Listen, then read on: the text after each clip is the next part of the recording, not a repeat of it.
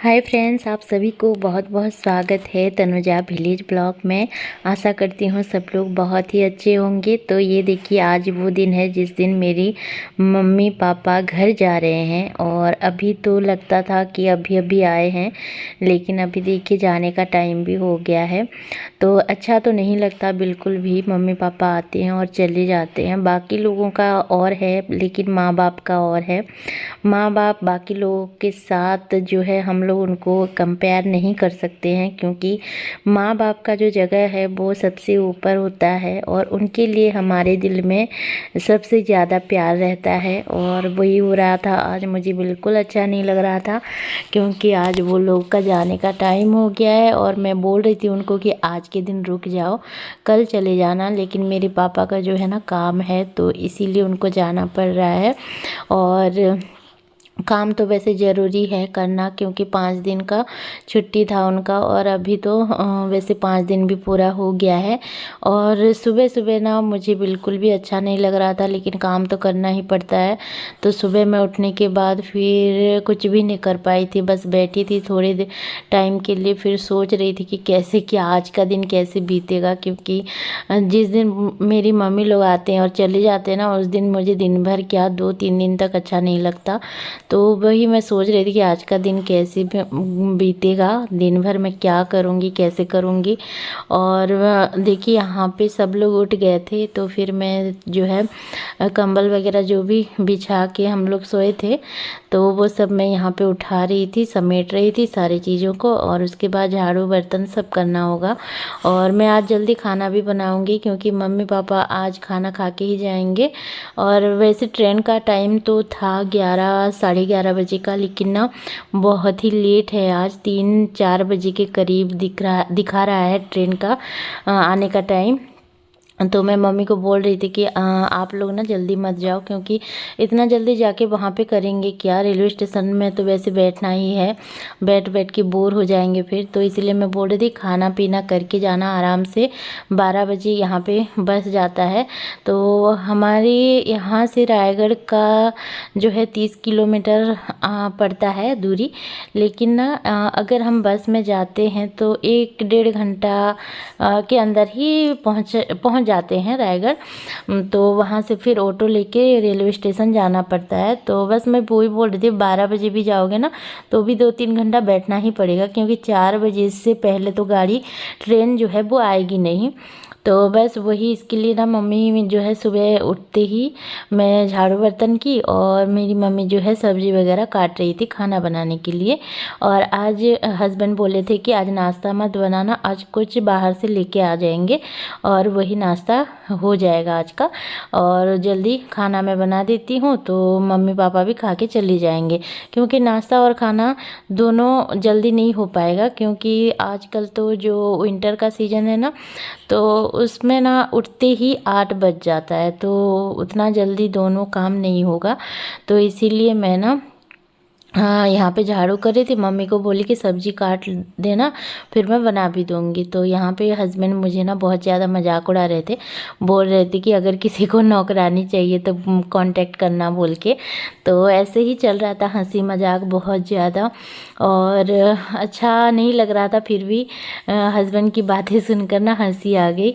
तो देखिए, और यहाँ पे मेरी मम्मी जो है वो चूल्हा का जो क्या बोलते हैं उसको, मैं नहीं जान पाती हूँ कभी कभी क्या बोलते हैं, जो आग राख बोलते हैं शायद, तो वही निकाल रही थी। और यहाँ पे जो मेरी बड़ी माँ है वो भी यहाँ कुछ कुछ बोल रही थी। मेरी बड़ी माँ जो है ना, वो जब मैं छोटी थी तो उसी के घर में ही रहती थी, हमेशा उसके साथ रहती थी।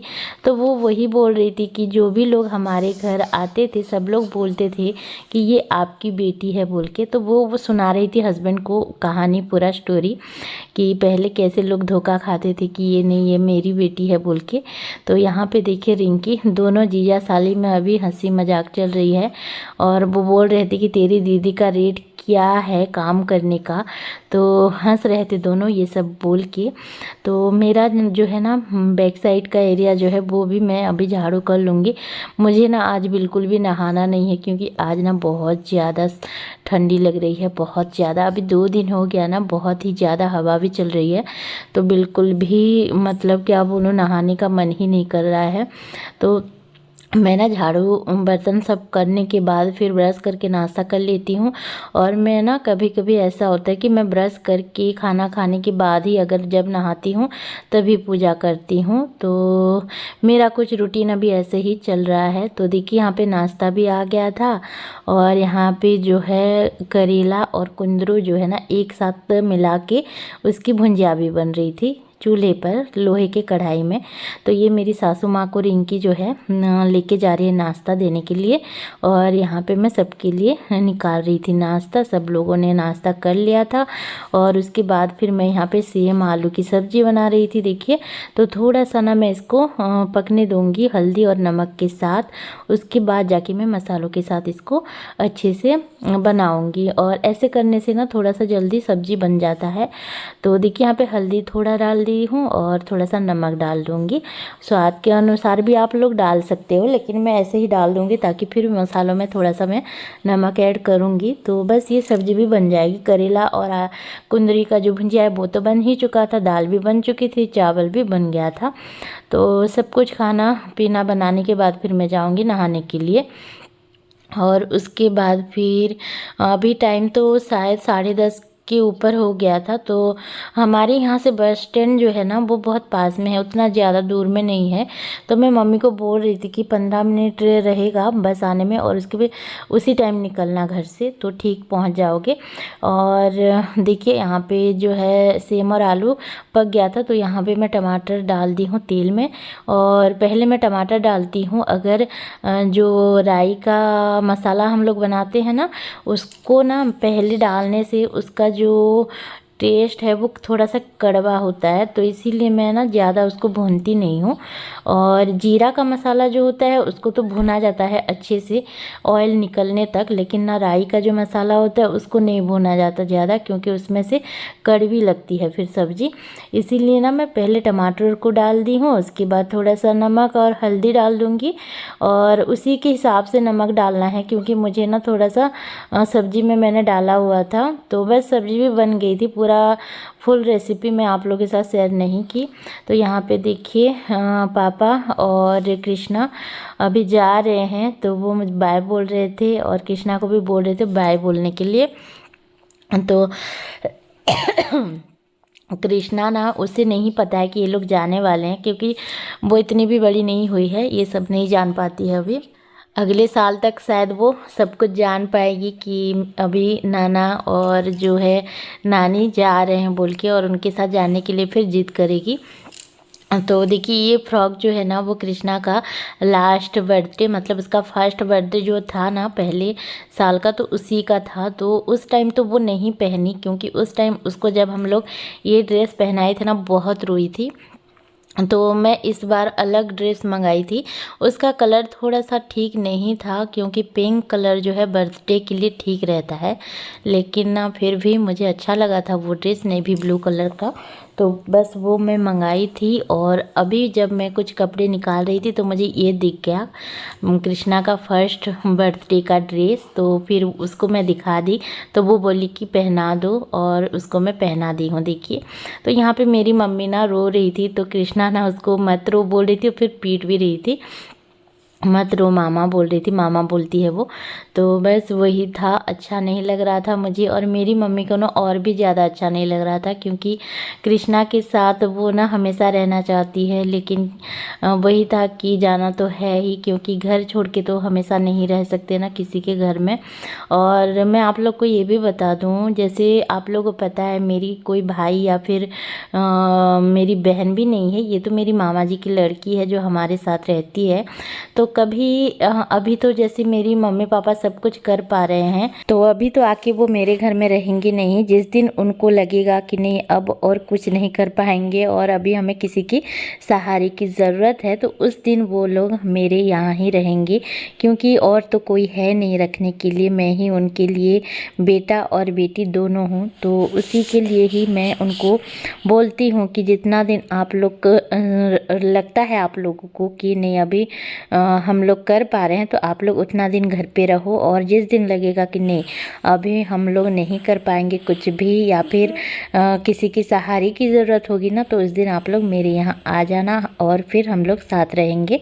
तो ऐसा है, और मैं हमेशा ट्राई करती हूँ कि इनको कभी भी बेटे की कमी महसूस ना हो, तो उसके लिए मैं हमेशा ट्राई करती हूँ। लेकिन रहता है ना, बेटा तो आखिर बेटा ही होता है, क्योंकि बेटी को तो ससुराल में ही रहना पड़ता है, लेकिन बेटा अगर कुछ भी करे, उनको अच्छे से माने ना माने, लेकिन घर पे ही रहता है, तो वही फ़र्क हो जाता है। लोग तो बेटा और बेटी को एक समान बोलते हैं, तो फिर बेटी क्यों घर पे नहीं रहती, बेटा क्यों घर पे रहता है, बेटी को क्यों माँ बाप से दूर जाना पड़ता है ना। तो ये बात भी तो सोचना होता है कि बेटा और बेटी में यही फ़र्क रहता है। तो बस वही है। और देखिए यहाँ पे कृष्णा नहीं जा रही थी, मेरे पास नहीं आ रही थी, वो उनके साथ जाना चाह रही थी, मम्मी पापा के साथ। फिर हस्बैंड ना जो भी सामान छोड़ने के लिए गए थे, तो मैं बोली कि कृष्णा को भी साथ में ले जाओ और उनके साथ फिर भेज देना बोल के। तो फिर कृष्णा गई उनके साथ, मम्मी पापा के साथ, क्योंकि वो बिल्कुल ही नहीं रहना चाहती थी, वो बहुत ज़्यादा रोए जा रही थी, तो इसीलिए मैंने उनके साथ भेज दिया। फिर बस स्टैंड से वो अपने पापा के साथ घर आ जाएगी। तो बस ये था। और देखिए यहाँ पे बहुत ही ज़्यादा इमोशनल मोमेंट हो गया था, बहुत ही ज़्यादा। मतलब मेरी जो बड़ी माँ है वो भी रोने लगी थी, मेरी मम्मी भी, मतलब मेरी मम्मी भी रो देती, लेकिन वो थोड़ा सा कंट्रोल की थी। पर मुझे पता है कि वो उसकी जो आत्मा है ना वो बहुत ज़्यादा रो रही थी, लेकिन वो दिखा नहीं रही थी कि मैं रो रही हूँ बोल के। मैं भी ऐसे ही करती हूँ, मैं भी ना अंदर मेरा भी बहुत ज़्यादा दिल दुखता है, रोता है, लेकिन ना मैं दिखाती नहीं हूँ, कभी कभार मैं उसको छुपा देती हूँ। तो ये मैं घर आके रोई बहुत ज़्यादा। तो चलिए इस वीडियो को यहीं पे एंड करते हैं, मिलते हैं नेक्स्ट वीडियो में, तब तक के लिए बाय बाय।